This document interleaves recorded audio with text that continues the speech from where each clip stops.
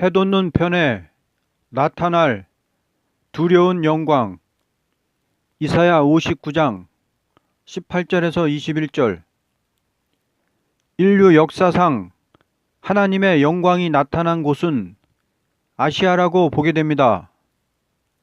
에덴 동산을 창설할 때도 아시아요. 인간이 타락하여 생활 개척을 하고 번창의 시발점을 이룬 것도 아시아요. 무서운 홍수 심판의 방주를 타고 새로운 시대를 개척했던 노아의 가정도 아시아 사람이라고 보게 됩니다. 셈과 함과 야벳이 번창할 때 하나님은 셈의 하나님이라고 하신 후에 여호와의 영광이 나타난 일은 완전한 언약의 말씀이 모든 선지를 통하여 기록된 역사라고 보게 됩니다. 왜냐하면 조물주 하나님께서 당신의 비밀을 인간에게 나타내 보이기도 하고 역사를 보여주는 동시에 이와 같은 역사가 앞으로 다시 있음으로써 모든 예언은 이루어져 평화의 왕국이 온다는 것이 과거의 여호와의 영광이 나타난 일이라고 보게 됩니다. 모든 예언이 이루어지기 시작한 장소는 이방의 갈릴리라고 말씀한 대로 갈릴리를 중심하여 이방을 밝히는 빛이 나타났던 것입니다. 그야말로 얼마나 영화로운 일입니까? 나사렛 골짜기의 한 목수의 가정에 자리잡고 자라난 그리스도의 역사는 해변에 나가서 그물 한 채를 들고 있던 갈릴리 벳세다 동네의 어부들이 사도가 되어 세계 열방의 죽은 영들이 산안하는 빛의 종교를 이룬 것이니 얼마나 영화로운 일입니까? 그런데 이제 더 큰 영광은 어디서 나타나는가 하는 것을 성서를 통하여 알 수 있습니다. 이사야 성경의 목적이 큰 구원을 말한 것인데 이 큰 구원이라는 것은 세계 인류가 전멸되는 재앙에서 남은 자가 되어 눈물 없고 질병 없고 전쟁 없는 새로운 시대에 세세 왕권의 영광을 누리는 일을 목적 둔 것입니다. 그러므로 이사야 9장의 갈릴리에서 시작된 빛이 시작이라면 이사야 59장에 해돋는 동방에 나타난 영광은 끝을 맺는 역사라고 본 성경은 가르쳤습니다. 하나님께서 인간 종말의 큰 영광은 해돋는 편에 나타날 것을 말씀하셨습니다. 주께서 강림하실 때에는 동방에서 나타나는 역사로 말미암아 열방이 다 각성을 받고 하나가 되어 새 시대가 이루어진다는 것을 본문에서 알 수 있습니다. 가장 영광스러운 일은 죽어서 천당을 가는 일이 아니요 살아서 새 시대에 가는 일입니다. 깊이 생각해 보시기 바랍니다. 우리들이 온 세계 인류가 재앙에 죽는 날에 천군 천사가 보호해서 눈물 없고 죽음 없고 전쟁이 없는 새 시대에 간다면 얼마나 영광스러운 일이겠습니까? 이제 해돋는 편에 나타날 두려운 영광에 대하여 다음과 같이 성서를 통해서 알 수 있습니다. 1. 재림의 주를 영접하는 영광이다. 19절.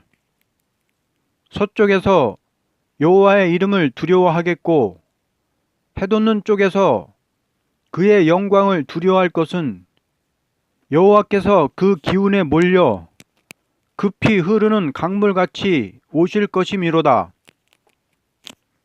하나님께서 분노하시어 원수를 갚아줄 때는 서방과 동방을 중심하여 역사하시되 해돋는 동방에서 영광을 두려워하게 되는 것은 여호와께서 급히 흐르는 하수같이 강하게 임하시기 때문입니다.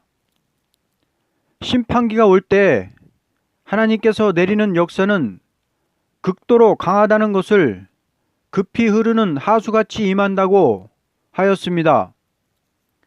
주 재림기에 아무런 역사도 없이 오시는 것이 아니오 모든 교회가 각성을 받고 하나가 되게 하는 역사가 내리되 해돋는 동방을 중심하여 일어날 것을 말씀하셨습니다.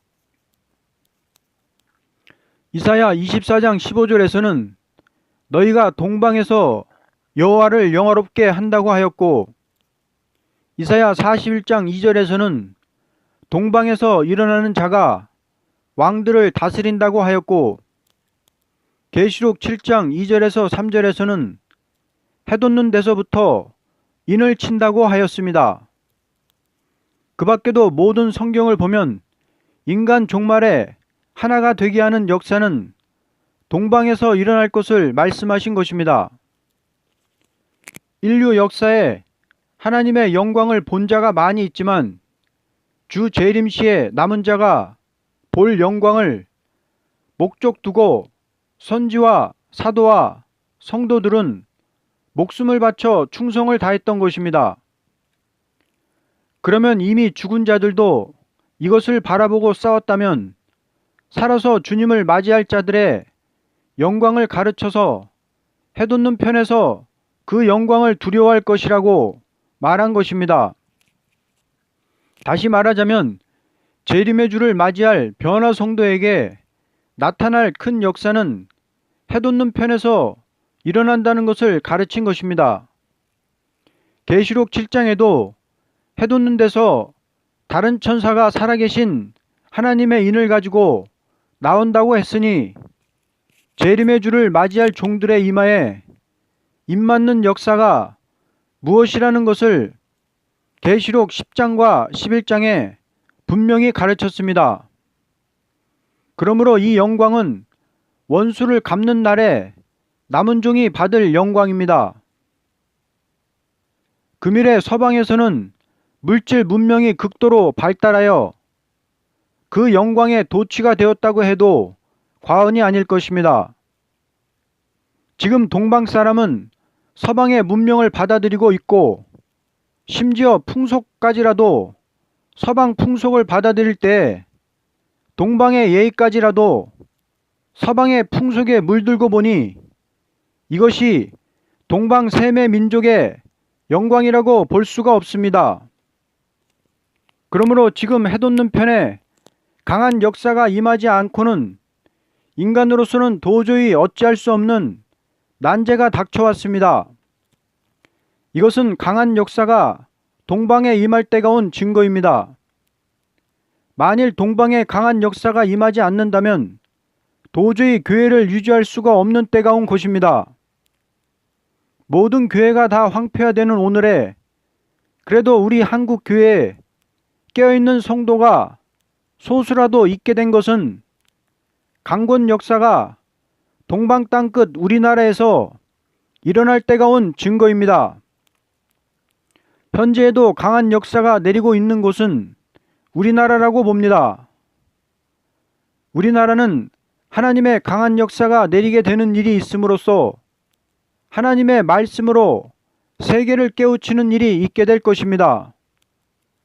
언제나 하나님께서 어려운 일을 만나게 된 자에게 강하게 역사를 내리시는 것은 하나님의 역사가 없이는 어찌할 수가 없는 일이 있기 때문입니다.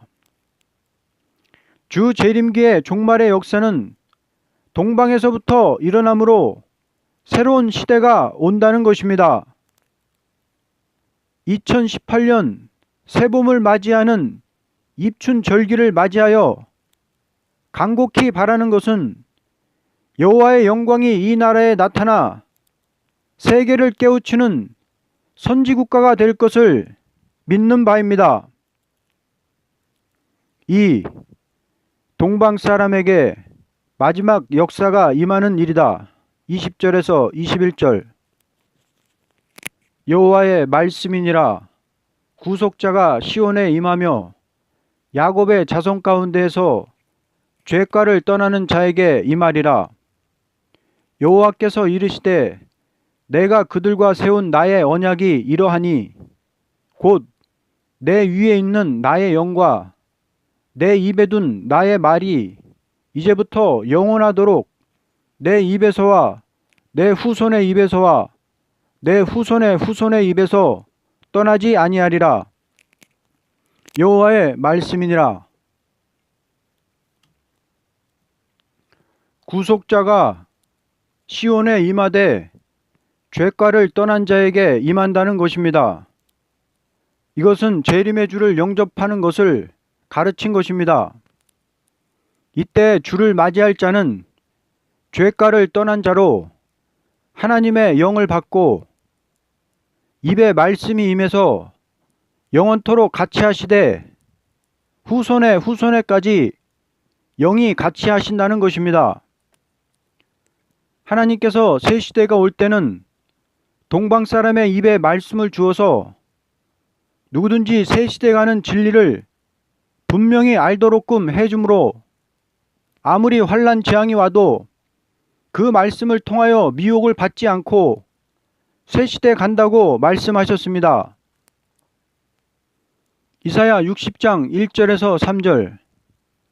일어나라 빛을 발하라. 이는 내 빛이 이르렀고 여호와의 영광이 내 위에 임하였음이니라.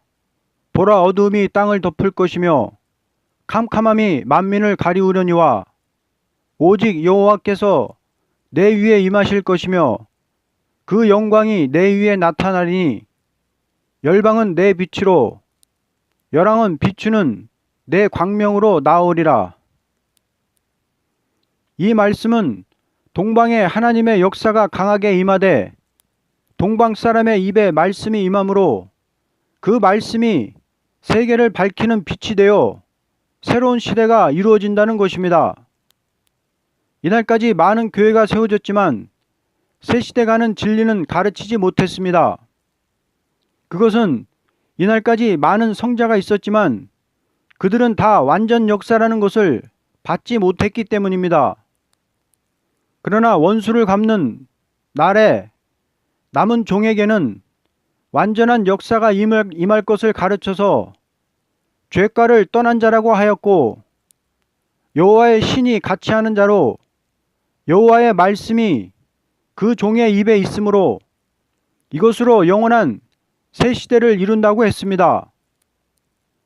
하나님께서 동방의 역사를 강하게 내리는 데 있어서는 말씀을 동방 사람의 입에 두고 그 말씀을 통하여 하나가 되게 하는 역사를 하신다는 것입니다. 재림의 주를 맞이할 때는 동방 사람에게 여호와의 영이 임하고 입에 말씀이 임함으로써 하나가 되는 역사가 일어날 것을 말씀하셨습니다. 동방 사람에게 여호와의 영이 임한다는 것은 기독교가 너무나 영계가 혼란하고 말씀이 혼선된 이때에 완전한 영감의 역사가 임한다는 것이고 입에 말씀이 임한다는 것은 완전한 변론의 말씀이 임한다는 것입니다.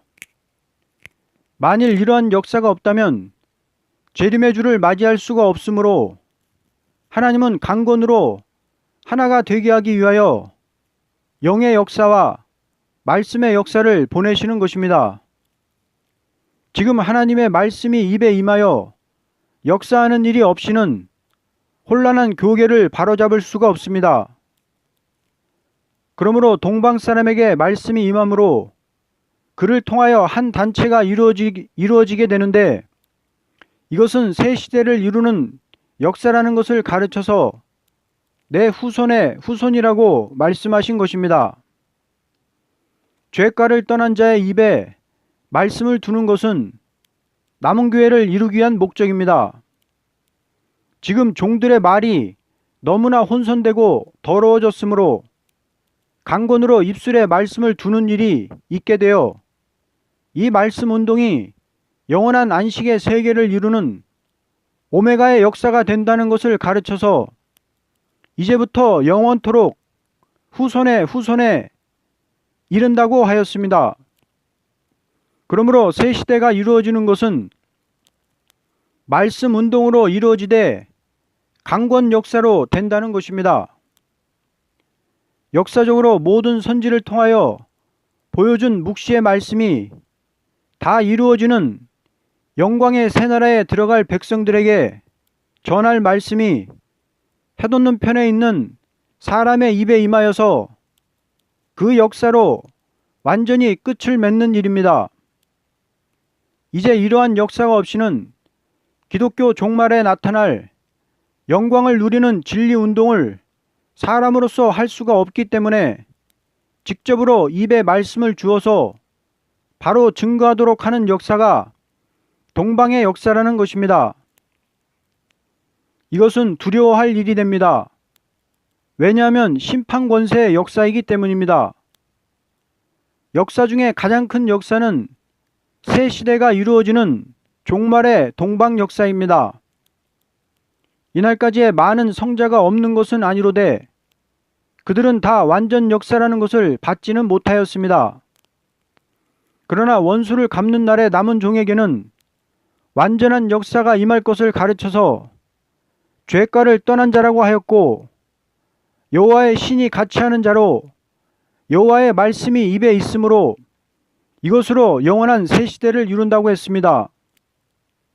이날까지 모든 선지는 영광스러운 일이 두 번 있을 것을 말할 때에 첫째는 갈릴리 해변을 가르쳐 말했고, 둘째는 해돋는 편이라고 말한 것은 분명히 동방 땅끝에 있는 우리를 가르친 말씀입니다.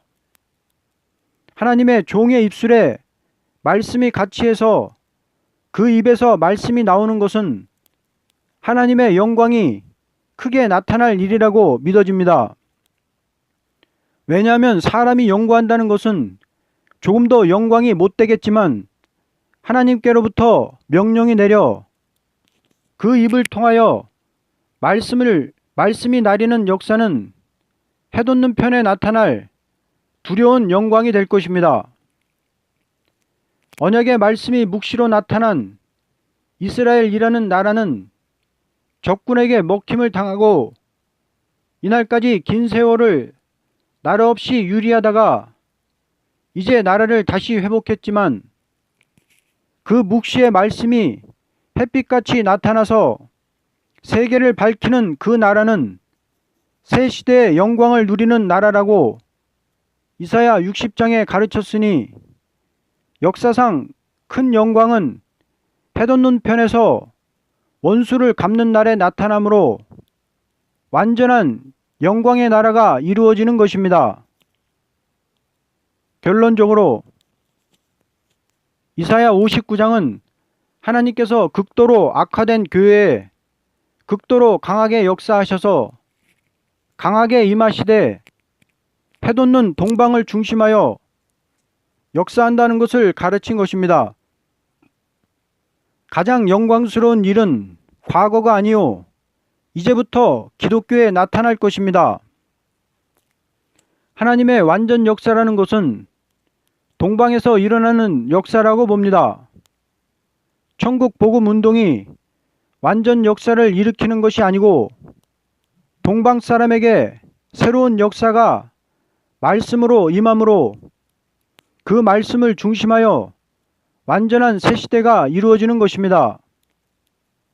그러므로 계시록 10장 7절과 같이 하나님의 비밀이 그종 선지자들에게 전하신 보험과 같이 이루어지므로 지상에 그리스도의 왕국이 이루어지게 된다고 하였습니다.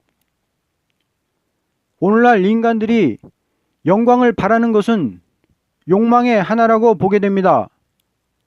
그러나 그들은 하나님께서 원수를 갚는 날에 큰 화가 될 것을 영광으로 생각하고 있습니다. 정권을 잡는 것을 영광으로 보고 물건을 잡는 것을 영광으로 보고 심지어 교회라 하면서 교권을 잡는 것을 영광으로 보는 세상입니다. 이런 부패된 세상을 심판할 때 영광이라는 것은 입에 말씀이 임하여 말씀을 바로 증거하는 종에게만 본 영광이 있을 것입니다. 아멘.